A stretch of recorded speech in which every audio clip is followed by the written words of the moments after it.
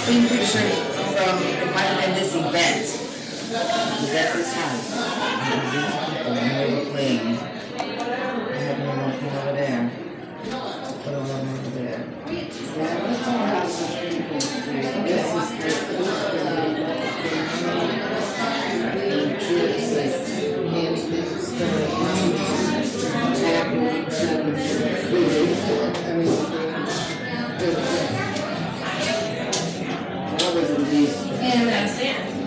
So, this just reminds me so much of your house and my house with all the naughty times. oh yeah.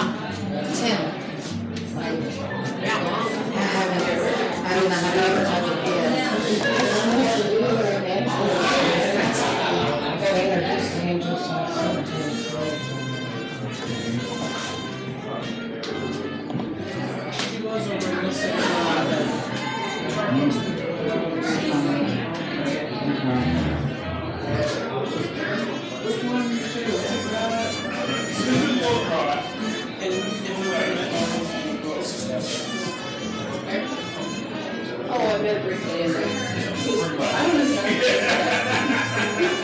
Those flowers smell awesome. There you go. You want to be fair, you know, you don't want to let one feel You guys want to know? Hey, look at Jared. Oh, yeah. Dale, wish you were here to share some of this pulled pork. This is delicious. Great party. Hate for you to miss any of this. Anyway, I guess one of my favorite Dale stories is, well, so many, but probably when we went down to the Guadalupe River, went to the Camel, Paul Rinker, I, Dale, all of our camping gear, coolers, snorkels, masks, fins, fireworks, all in his little tiny Civic, Honda Civic. Believe it or not, I mean, it's like stacked on the roof. It's so tight we could just barely get in. And we stopped at a fireworks stand, and Paul and I bought a pretty healthy amount of fireworks, we thought, until Dale walked up with this box, you know, like full. So we went on to the Camel River, and our reservation didn't start till the next night, so we stopped at this place and found a place, a campsite to camp out. And the whole time this guy was telling us, no fireworks, don't shoot any fireworks. So we sit there, and it's, you know, about 10 o'clock, and I think Paul crashed out, wasn't feeling good or something, and he passed out and crashed out or something. And anyway, so Dale and I are sitting around, and pretty soon, like, we see this firework go off. Little thing fly up there, you know, ball rocket or something, you know. Dale says, hey, did you see that? Somebody shot off some fireworks. Yeah, I saw that. Here in a minute, another couple, 2 or 3 going. Pretty soon, like, the whole park, you know, is just like fireworks going on everywhere. He's like, man, I got it, man. I said, yeah, we might as well. Everybody is. So we shot a bunch of fireworks off, you know. So we crash out, and we're laying there. Dale was in a tent, I think. And, or something, I can't remember what all it was, but how we were, what the sleeping arrangements were. But anyway, like, I remember at the crack of dawn, we heard this old man who ran the park. I told John not to fire the fireworks. I was like, hey, Dale, you hear that guy? He goes, yeah, I guess we better get up and clean it up. So we grabbed this black trash bag, started gathering up all the firework trash, filled a sack full of just firework trash. And so we clambered in the car, got everything back in the car, and we couldn't get the sack of trash in the car. We couldn't get the firework trash in the car. So we're like this dilemma. So as we pull out, we have this bag hanging out the window, right? And as we check out, the girl's like signing this up, crosses us off, and they're like, hey, could you get rid of this sack of trash for us? So I handed the bag to her, or Paul did, whoever was in the shotgun, and as she grabs the bag falls over, and this firework trash just spills out all over the ground. We're like waving, bye, and drive off into the sunset. So how you doing? The next night we get our campsite down the Guadalupe River, and we're like river walking in the rapids, and you know, normal people don't, you know, get in the rapids without a canoe or an inner tube or something like that. But we were like tennis shoes, mask, snorkel, you know, and we would just kind of go from eddy to eddy behind these big boulders in this rapid. And Dale kind of showed us how to do it, and we got down there and we were going down through this rapid. And like people were in canoes going by us, and Dale would like pop out from behind these rocks. Hey, how you doing? You know, and they'd like be startled if there's some person in the middle of a rapid, you know, standing behind this big rock.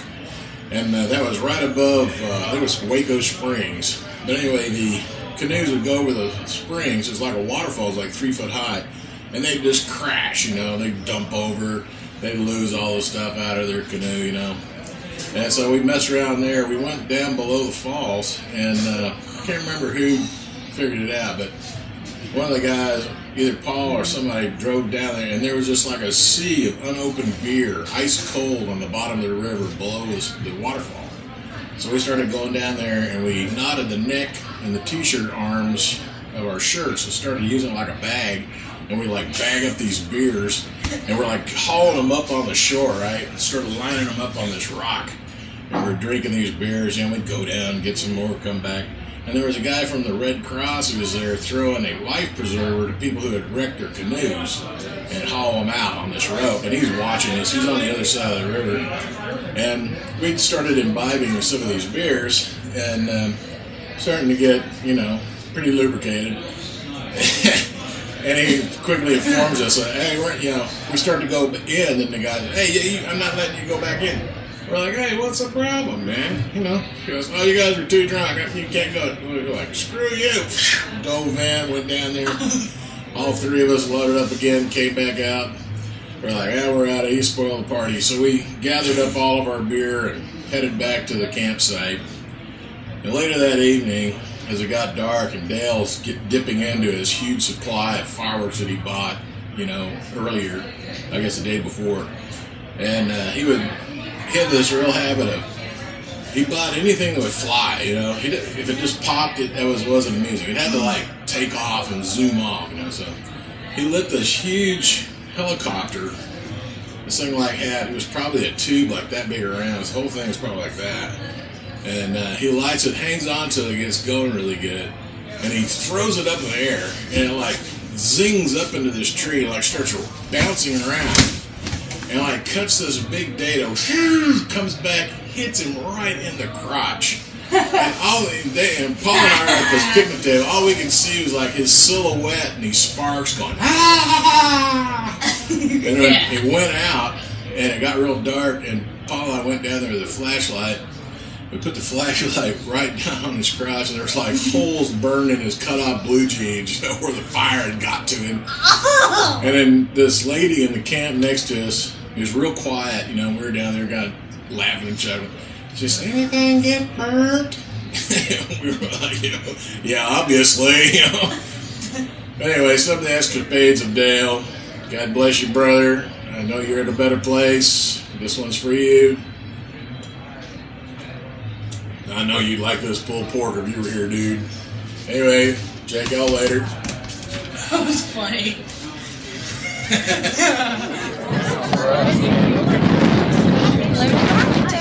Hello.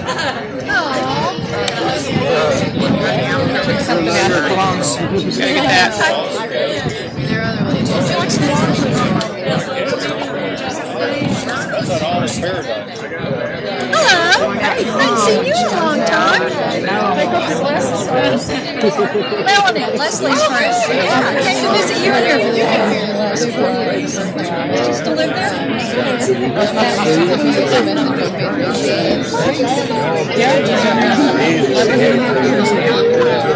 Wow. Do that. I told him and he was like, Yeah, I want you. Okay. Hi, my name is Nick. Dale was really good Santa. I'm kind of sad that he died, but he will be missed, and he will always be like a sweet family.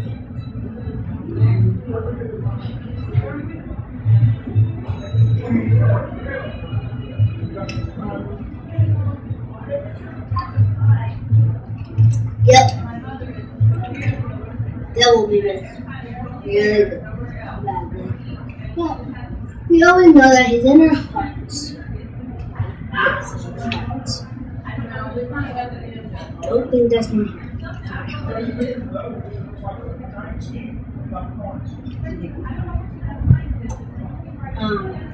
That's it. I just want to sit here. But Dale will be awful missed. We'll see him very soon. I will miss Dale more than anybody else.